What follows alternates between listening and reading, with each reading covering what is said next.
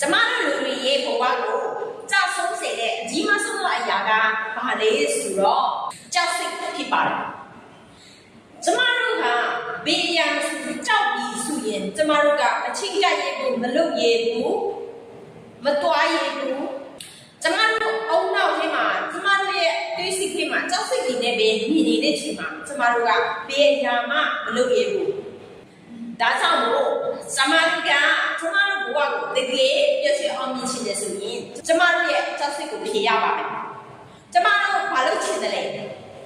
ဘာစဉ်းစားထားလဲကျမတို့ဘာရင်မှန်းထားတယ်လဲတတိရှိကိုလောက်တော့ရမှာဖြစ်ပါတယ်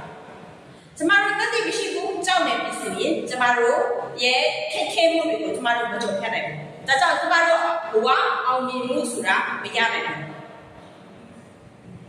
ဒါကြောင့်ကျမတို့အောင်မြင်ချင်တယ်ဆိုရင်ကျမတို့က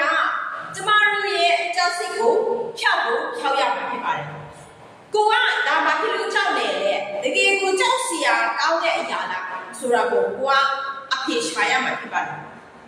ဒါပေမဲ့တကယ်ကြောက်စီရာကောင်းတဲ့အရာဆိုပေမဲ့ကိုတောင်ဘယ်လိုဆောင်လွဲလို့ရတယ်လဲဒါကိုအကောင်းဆုံးကိုဘယ်လိုဆောင်လွဲတည်တယ်လဲဆောင်လွဲရမလဲဆိုတာကျမတို့အုံနောက်နဲ့ဆုံးဖြတ်ရမယ်ဘယ်အရာမှကြောက်နေလို့ကျမတို့မဖြစ်လာဘူးဘယ်အရာမှကြောက်နေလို့ကျမတို့မတတ်လာဘူးမရလာဘူးမအောင်မြင်လာဘူးကြောက်ပြီးဆိုကြတဲ့ရတယ်နောက်ဆုံးသွားလာပြီရှိတယ်ဥပမာလူတွေအများကြီးထဲမှာကောင်းဆောင်လုပ်နိုင်တဲ့လူရှေ့ဖက်လို့ပြောရင်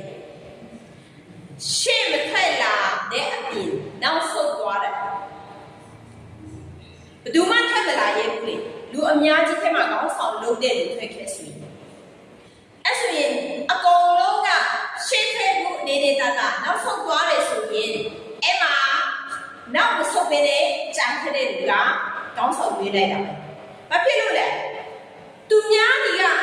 ကြောက်လို့နောက်ဆုတ်သွားတဲ့ချိန်မှာကိုဟန်ရနေတယ်ဆိုဒါမှထူးဆန်းတဲ့လူပဲဒါကြောင့်မို့ကျမတို့ဘယ်အရာမဆိုရှေ့မတူးကြရင်တော့နောက်ကမဆိုရဘူးနောက်ကိုဆုတ်ပြီးဆိုကြရတယ်ကျမတို့ရဲ့ဘဝကတော့ယူလို့မရတော့ဘူးနောက်ဆုတ်တယ်ဆိုတာကမရှိရဘူးရှောင်လွဲတယ်ဆိုတာပဲရှိနေတယ်တချို့အရာတွေမှာကျမတို့ကနောက်မဆုတ်လို့မရတဲ့အရာကိုရှိတဲ့ချိန်မှာရှောင်လွဲတယ်ဆိုတာတော့ရှိရမယ်